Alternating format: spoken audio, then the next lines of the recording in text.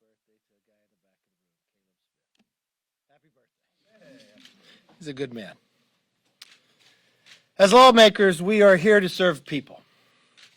Our main mission is to work on issues that will positively impact the constituents we are sent to serve in Washington. And to do that effectively, we need to engage directly with the American people, to get a sense of their major concerns and what's happening in their day-to-day lives and how we can make it better. Over the past week, I set out just to do that. Because Democrats' reckless spending has led to inflation, I've asked American people to send me their stories about the soaring inflation, but how does it personally affect them and their families? The stories that I heard are just devastating. There's a few here I'd like to bring up.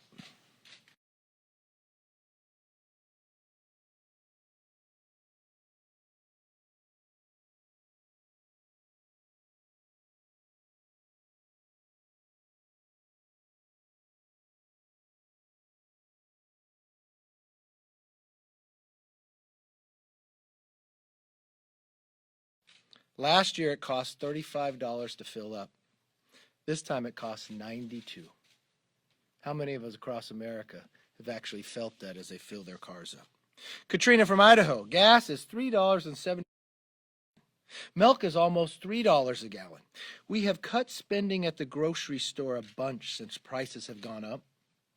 No extra outings are eating out. Home improvements are on hold till prices come down.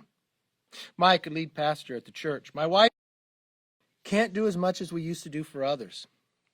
So we're not liking that. We're on a fixed income and working on building a church congregation from scratch. We are seeing many who are going without food, medication, etc.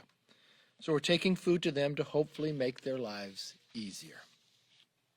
Inflation is destroying America's ability to strengthen their financial security.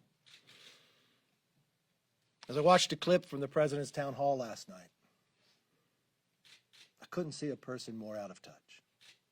A small business owner struggled to survive through the pandemic. He's got government now competing with him, paying higher unemployment, an extra $15 an hour, where he can't bring people back to work. And what's the president's answer? Just pay more. I wish the president understood what it was like to own a small business. For all the small business owners, they're the first to work, last to leave, and last to be paid. What they just went through in the pandemic, so many of them did not make it. They shut down and all their investment is gone. They're trying to survive today, and that's the response they get. Prices going up. Now, this is not just Republicans sounding the alarm on inflation. Larry Summers, who served as Treasury Secretary for President Clinton and Chief Economic Advisor for Biden administration, has been warning since February that Biden's big spending agenda would lead to inflation. Unfortunately, Larry was right. And last week, Biden's own Treasury Secretary, Janet, acknowledged that Americans have to brace for several more months of rapid inflation. So it's just not the three stories we told. It's not hope we can tell them. The White House tells them, the Treasury Secretary, prepare for more. Eat less, drive less. This week, the president, in his choice words, that prices are now up. And what has he proposed? More spending. Not working together. Not finding that you could put an infrastructure bill together to build more roads for less. But it has to have Bernie Sanders' approach of $3.5 trillion. If the president won't listen to us, the president won't listen to his own economic advisors back when he was vice president, I don't know who he'll listen to. But America deserves more. Republicans will continue to work to bring inflation down, secure our borders, and stop crime in the streets. Because unfortunately, since Democrats have taken the majority, we took the majority in the House, the first thing they did was defund the police. I watch in my own home state people just walk into stores and walk out without paying. I watch stores, big name brands like Target, just have to close down because they can't survive in a big city like San Francisco. We watch crime continue to rise, where we see young kids walking the streets of New York being tackled as one person's running from another being shot. Or in Chicago, where they defunded the police, where a man and woman are pulled from their car and shot on the street dead. We watch a border wide open with the new policies of this administration, where fentanyl has increased by more than 300%. That goes to every single city in America and adds to the deaths of our youth and others. It is time to stop that, to make sure the next century for America could be theirs. With that, let's open it up for questions. You know we wrote your question down. Should I answer it before you ask it? Sure. Go ahead. In your view, what is so wrong with having Liz Cheney and potentially Adam Kinzinger serve on the select committee?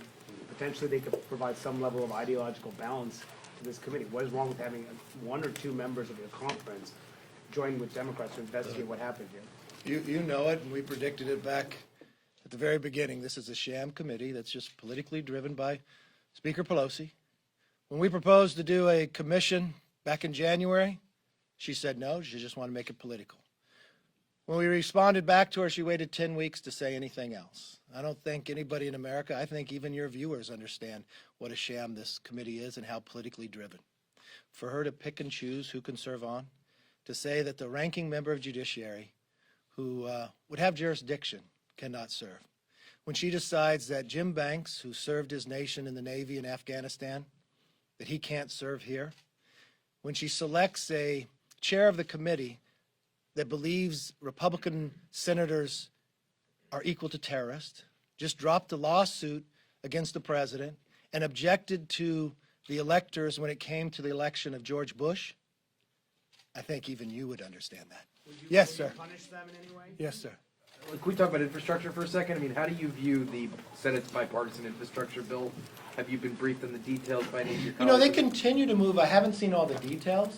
I would say, first of all, I'd like the idea of people working together and having an infrastructure bill. I think if there's one thing we should be able to do is infrastructure.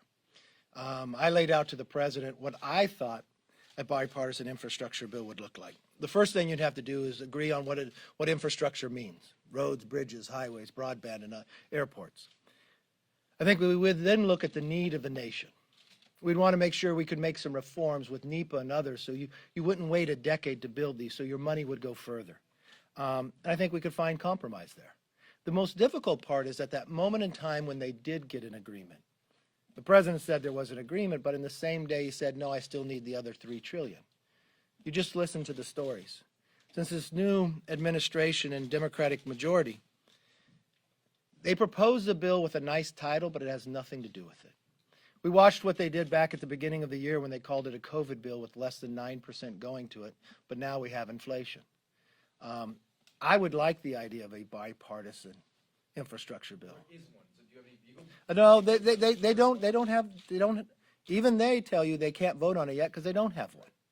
I think it matters in the details. I think $1 trillion is a lot of money, so I'd like to see the details. But in the concept of a structure of putting one together, I'd like to do that. Yes, ma'am.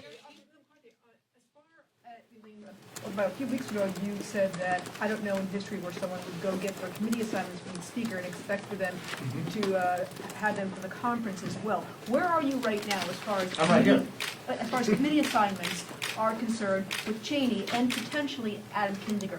Should they be stripped of their committee assignments, and have any members come to you asking them, or rather Cheney in this case, to have her be stripped of her committee assignments as of now? Look, our main focus is making sure that we stop the runaway inflation the Democrats have caused. The idea of securing our borders, of making sure the crime that is rising in California throughout the entire nation because of defunding the police, that we stop all that. I understand from a standpoint that others could be busy on other things. I think it's a conference decision. The conference will look at it. Yes, ma'am. Last year and have been a proponent of them. In recent days and weeks, we've seen more Republicans advocate for people to get vaccines. Why the shift in tone? I don't understand how I shifted my tone. I've been... Not your tone. I'm saying we've seen more Republicans come out advocating for a vaccine. So I'm saying just generally in terms of your party, why Well, I disagree with the nature because I don't think we shifted in our tone. I mean, the Republicans advocated for Operation Warp Speed. We funded it. We looked from it. When I sat back and I watched the then Senator of California criticize and question whether they should get a vaccine as she was running for vice president, or I watched the number of Democrats in the House go to the microphones and criticize for Operation Warp Speed and with the vaccines. Think about what we were able to accomplish in such a short amount of time, where even Dr. Fauci said it was impossible to do that quickly. And the idea that we could have not one, but more than 3 vaccines out there. The investment we made, I think many times people will study that. The number of lives we're able to save after this virus has come from a foreign land. I think Republicans will go down from a perspective of looking forward and saving a lot of lives. And I don't think we've changed from that position at all. Maybe at times through media, people are just now hearing it, but it wouldn't be here if it wasn't for that leadership. And the President Trump deserves a lot of credit for that. And I know when President Biden, I know he got the vaccine before he was sworn in, and somehow he thought he created it, but his own vice president criticized it, which was not good for the American public, which was real concerning to all of us, that people would sit there and criticize something that could save a lot of lives. Yes. On vaccines again, there was a meeting or an event with some GOP members earlier this morning advocating their constituents take the vaccine.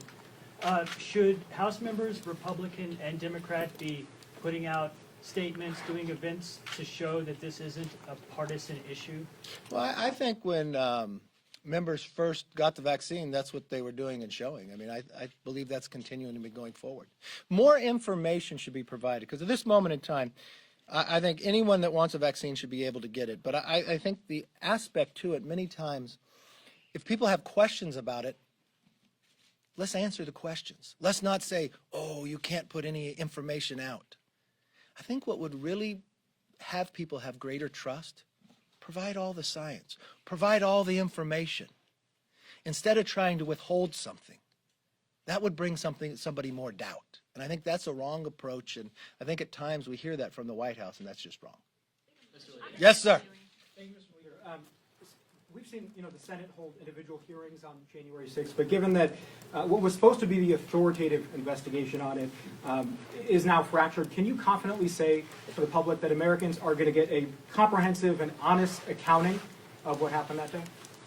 I would hope so. I thought, from what the Speaker has done, that puts a great deal of doubt in it.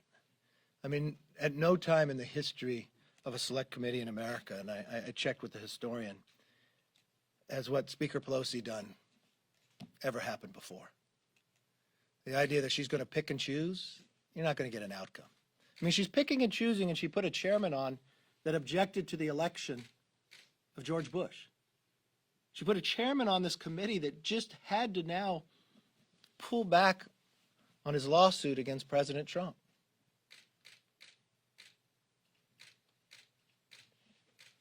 And she questions having Jim Banks, a naval officer who served in Afghanistan,